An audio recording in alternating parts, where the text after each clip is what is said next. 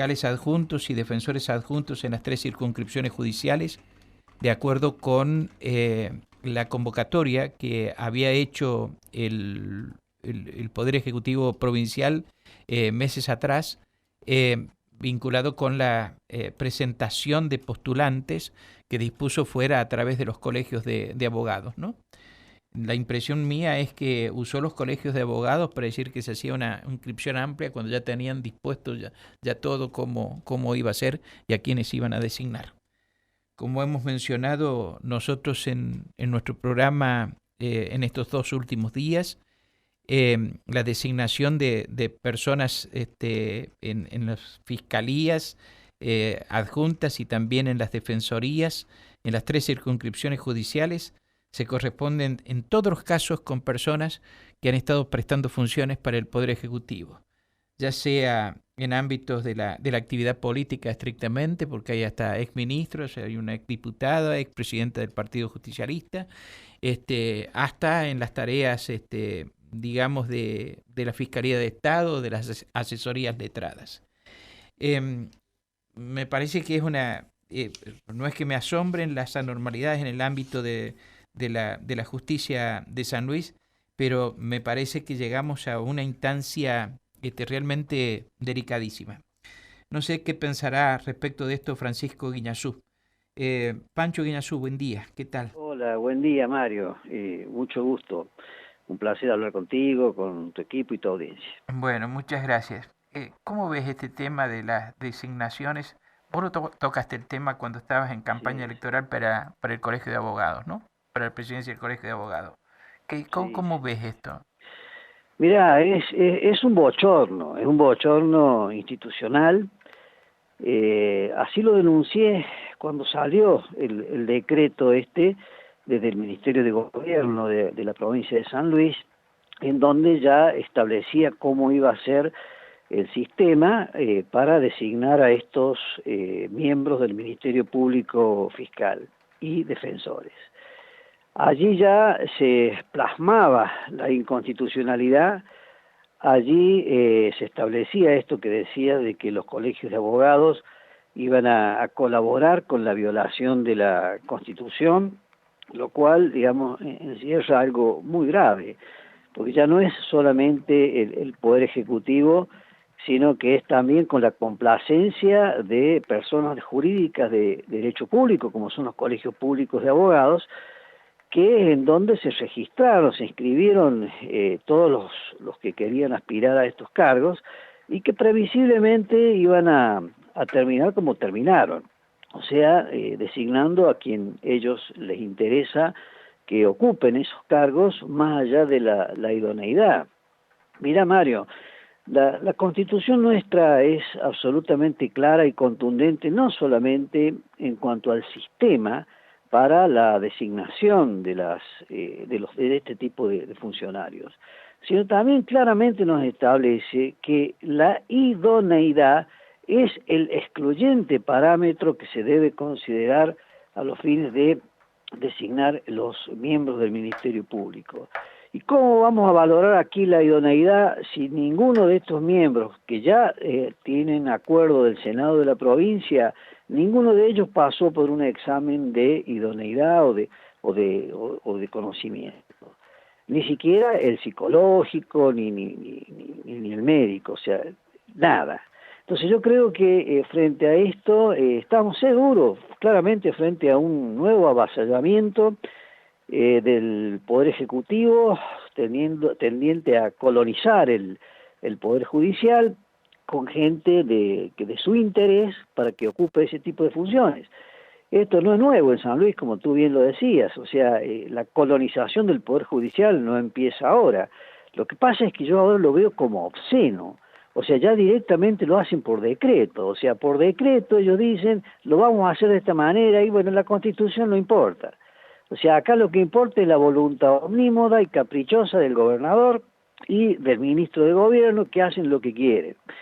Y, digamos, hace falta, digamos, un contrapoder que ponga freno a todo esto, porque a su vez también han armado todo un andamiaje para que los recursos o las herramientas de las cuales disponemos los ciudadanos para poder defendernos frente a este tipo de avasallamientos son muy escasas. O sea, acá anularon el defensor del pueblo a nivel provincial, a nivel municipal también acá no existe. La Fiscalía de Estado, en vez de representar los intereses del Estado, representa los intereses del gobierno, también anulado. La Procuración General, que es quien tiene el titular de la acción pública y jefe de lo que acaban de designar, también tiene potestades de control y por supuesto no las va a hacer en cabeza de Luis Martínez. Entonces, a ver, el Superior Tribunal, que todos sabemos que tiene un alineamiento claro con el Poder Ejecutivo de la provincia, entonces los recursos de los cuales disponemos los ciudadanos son verdaderamente pocos y ellos avanzan sobre eso. Y la verdad es que esto de democrático, de republicano, tiene muy poco. Eh, Precisamente la cuestión vinculada con la excepcionalidad, ¿no? En la forma de la designación. Es un tema además preocupante, ¿no? Eh, Uno dice, si uno recorre la lista para recordarle a la gente de qué estamos hablando, es realmente llamativo. Por ejemplo, van a desempeñarse de acuerdo con el acuerdo que prestó ahora el Senado. Como fiscales adjuntos, María José Civetti, por ejemplo. María José Civetti Axel ha sido exministra, funcionaria en diversas etapas del gobierno, este, eh, digamos, plenamente identificada con el Partido Justicialista. El actual jefe del programa de seguridad vial, Lucas Martín Sosa. La jefa de la unidad provincial de juzgamiento, Claudia Patricia Eit.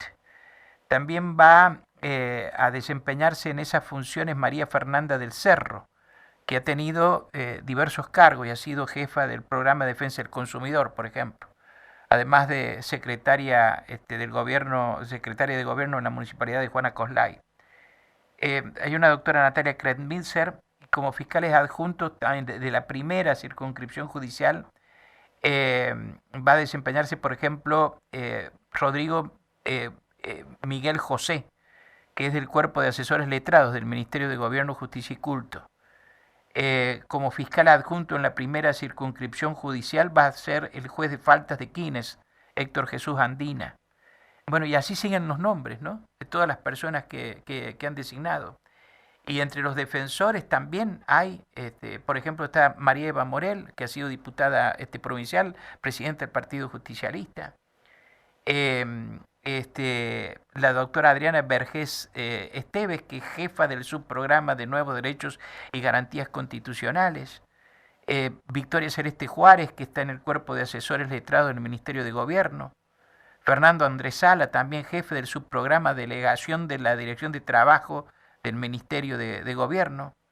Y lo mismo acontece con quienes han sido designados para desempeñarse en la segunda y tercera circunscripción, ¿no?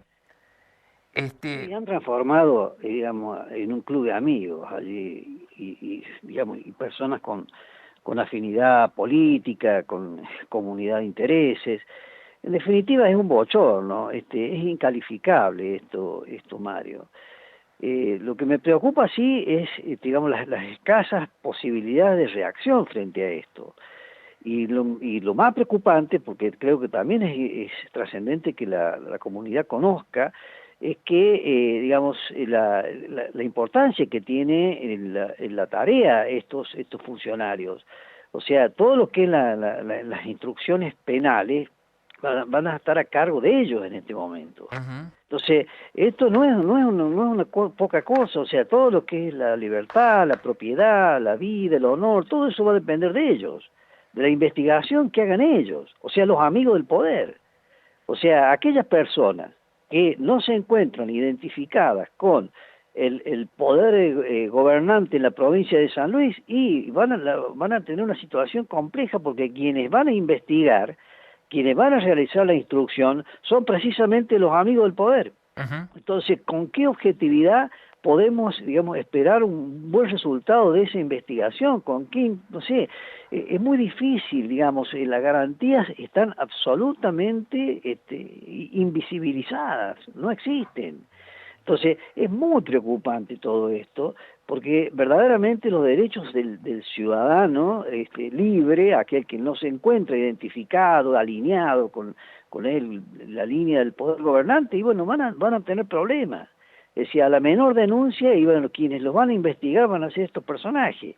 Entonces, la verdad es preocupante, es muy preocupante, y ojalá que la ciudadanía reaccione frente a esto, que los dirigentes, particularmente los que tienen responsabilidad institucional, porque serían los únicos que hoy podrían hacer un planteo que pueda tener algún, digamos, un sostenimiento hacia adelante, para poder defendernos de esta situación que nos pone en un estado de indefensión. Eso es lo que te decía. ¿Hay algún camino para ya a esta altura oponerse a estas cuestiones o no? Yo creo que los senadores de la oposición podrían hacer un planteo de nulidad de ese acuerdo, que ellos podrían hacerlo. Es decir, ellos están legitimados, porque en definitiva ellos han participado de esa sesión. Supongo habrán planteado sus posiciones sobre esto, y a partir de allí ellos pueden disparar una acción que tienda a nulificar esto. No le Miren, tengo yo confianza. hice en su momento un planteo para que se instara que se cree la Defensoría del Pueblo, una figura que está creada por la Constitución, Bueno, lamentablemente el Poder Judicial dijo que no, que eso pasa a ser como una decisión política, lógicamente decisión política que no se adopta nunca, y el ciudadano siempre postergado, porque esa era una herramienta importante para este tipo de cuestiones como las que estamos hablando ahora. Pero bueno, Los senadores de la oposición dijeron solamente que ellos no votaron a favor de esto, que se vieron un tanto sorprendidos por la rapidez del tratamiento del pliego, de los pliegos, porque llegaron y se trataron. Pero no han hablado de ninguna otra reacción, digamos, para ante esta situación, lo cual llama la atención. Sí, claro. Lo cual llama la atención. Sí, debieran hacerlo. O sea, si pretenden representar los intereses de quienes pensamos distinto, de quienes pensamos que debe actuarse diferente, debieron haber sostenido estas argumentaciones para luego volcarlas en el plano judicial y desde allí tratar de revisar esto, o por lo menos instalar judicialmente el tema hasta en algún momento llegar a la corte, llegar a alguna instancia en donde se encuentre una mayor objetividad. Yo creo que ahí, por eso digo que se ha limitado mucho el campo de acción para generar un freno a este tipo de avasallamientos como el que estamos hablando. Ojalá que los senadores reaccionen y formalicen un planteo concreto, que sería bueno preguntarles si realmente lo van a hacer o no lo van a hacer. Ahora, porque no es cuestión de que revelen lo que hablaron en la sesión secreta, que para eso es secreta, pero sí la actitud política ante lo que ha acontecido, ¿no es cierto? Lo secreto es lo que tiene que ver con las cuestiones personales, de las cuestiones que se están involucradas en los acuerdos. No son en cuanto a los posicionamientos políticos que cada uno adopta como representante del pueblo para decidir si da acuerdo o no da acuerdo a un determinado candidato. No. Ellos tienen toda la libertad de expresar y sostener por qué consideran que es inconstitucional este tipo de designaciones, este tipo de acuerdos, bajo este tipo de condiciones. Ellos pueden hacerlo. Ahora, hay que tener la decisión de plasmarlo y en una actuación y defenderlo hacia adelante. Yo creo que estas son pocas las herramientas, pero hay que utilizarlas, no hay que dejar de usarlas. ¿Los colegios de abogados podrían hacer algo a esta altura? Y pues sí, son parte, son cómplices de todo este andamiaje. O sea, si el Colegio de Abogados, yo voy a hablar del Colegio de Abogados de San Luis, que es el que represento en este momento, que no represento, el que integro, digamos, como asociado, simple asociado. Pero el Colegio de Abogados, si hubieras querido decir que no, dice que no. No, ¿por qué tiene que participar de un esquema que, digamos, exhibe una grosera violación constitucional? Pero lo hicieron. Entonces no van a hacer nada. O sea, esta es la realidad, no van a hacer nada. Fueron parte, fueron cómplices. Ellos se presentan como simples colaboradores. Colaboradores de nada, son cómplices de una violación a la Constitución. Esto es lo que ha pasado acá.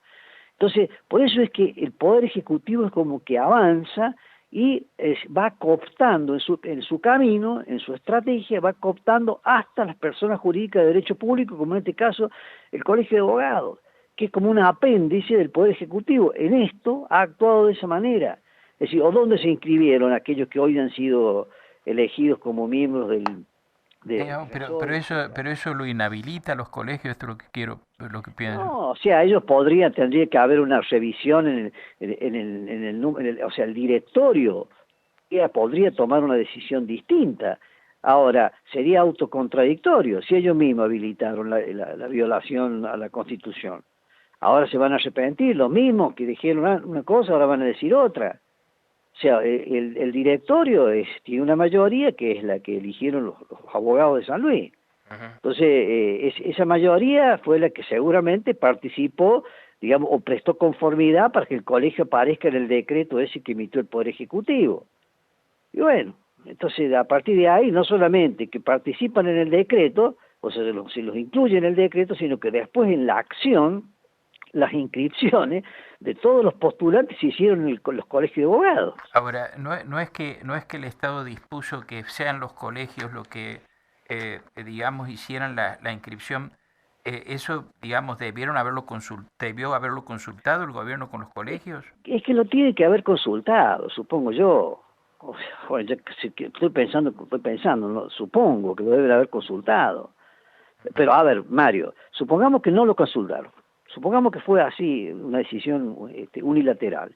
¿Qué hago yo como colegio de abogados si inconsultamente me incorporan en un acto administrativo, en un decreto, diciéndome que tengo que inscribir a personas para que transiten un proceso para llegar a ser fiscal o defensor? Y yo sé que eso está mal, que eso es inconstitucional porque deben pasar por el Consejo de la Magistratura y la evaluación técnica de rigor.